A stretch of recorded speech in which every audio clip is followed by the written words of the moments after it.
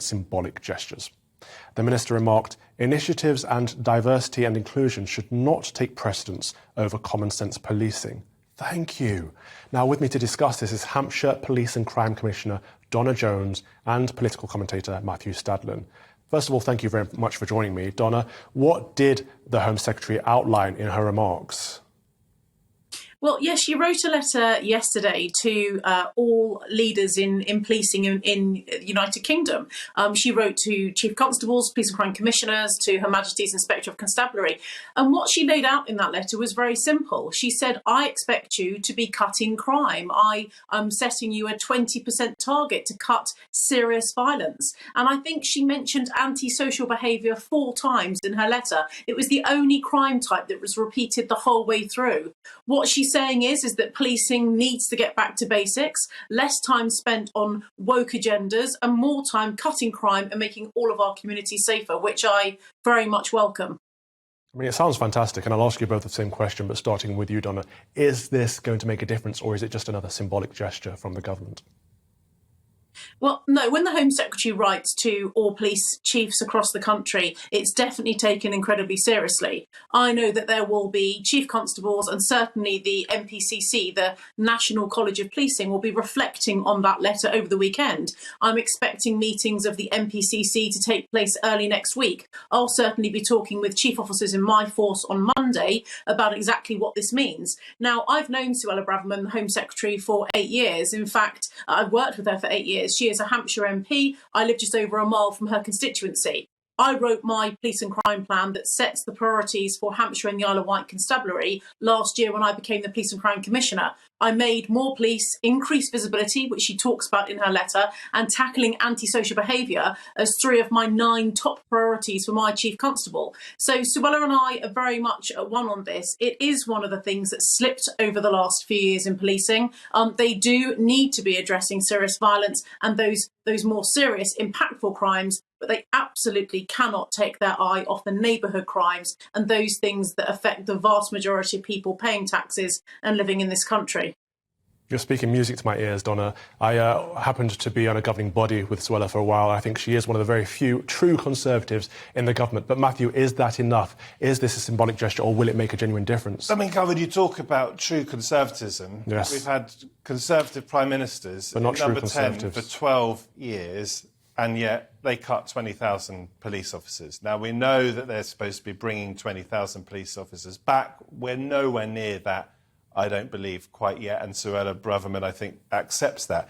I've got a lot of time for police officers. I think they're doing an incredibly brave and dangerous job, but clearly not everything is being got right, because people are selling and taking drugs, just as an example, with impunity. You see in daylight, I mean, I'm born and bred in London, you now see in broad daylight drugs drops being carried out on the road next door to where you live. It's completely unacceptable. A lot more needs to be done. And people seem to burgle with impunity as well. I think it's a tiny fraction, it's certainly in some areas of this country, where a tiny fraction of burglaries that actually get solved. People need to feel safe in their homes. People need to feel safe in their communities. I was out and about in Paddington over the last couple of days, not far from where I live, and was brought up in Notting Hill because my little baby son Wilfred was being born in St Mary's Hospital.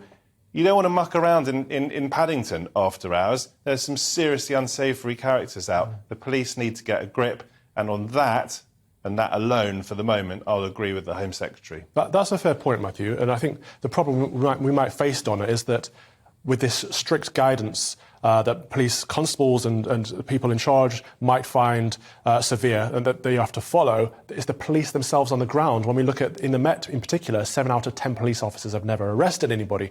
Do they have what it takes to follow along with this new guidance? Yeah, well, no, they don't, and we do need more police officers. And actually, the points that we just made there about issues in Paddington, and that's obviously not exclusive in terms of the issues across London, which, because of the complex nature of the social makeup of London, there are very different crime drivers there. But actually, the Home Secretary does specifically mention the Met Police. She talks about driving up the standards in policing. she talks about those police forces that are currently in special measures and how she expects them to have their standards improved. And that particularly refers to the Met.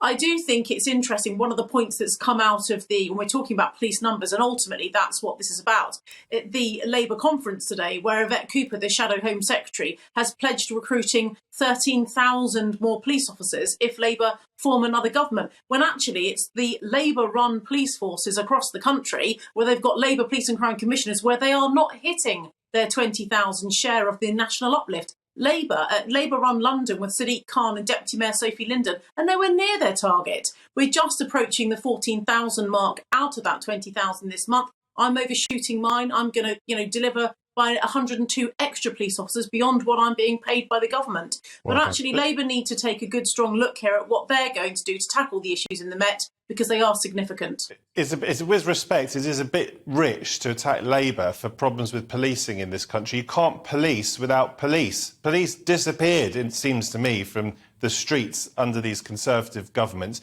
As I said, and I'll repeat it, and everyone watching and listening should know this, under Conservative Prime Ministers, 20,000 police officers have been removed. Think about that, 20,000. Yeah. Imagine the crimes that could be solved if you hadn't taken 20,000 police officers off. We know that, and that's true. And and we've that's just great spoken shame. about Conservative Prime Ministers. If you don't mind me just coming back very, very quickly on this one. We spoke about Conservative Prime Ministers. I get the point. Listen, police cuts are not great. We all know that was not a good move. But actually, I would argue that under the previous Conservative Prime Minister Boris Johnson, when he was the Mayor of London, crime fell. And under Sadiq Khan, with the exception of 2021, because of COVID, it's gone up. Serious violence and knife crimes have gone up every year. Boris proved it can be done in London, and Labour are failing.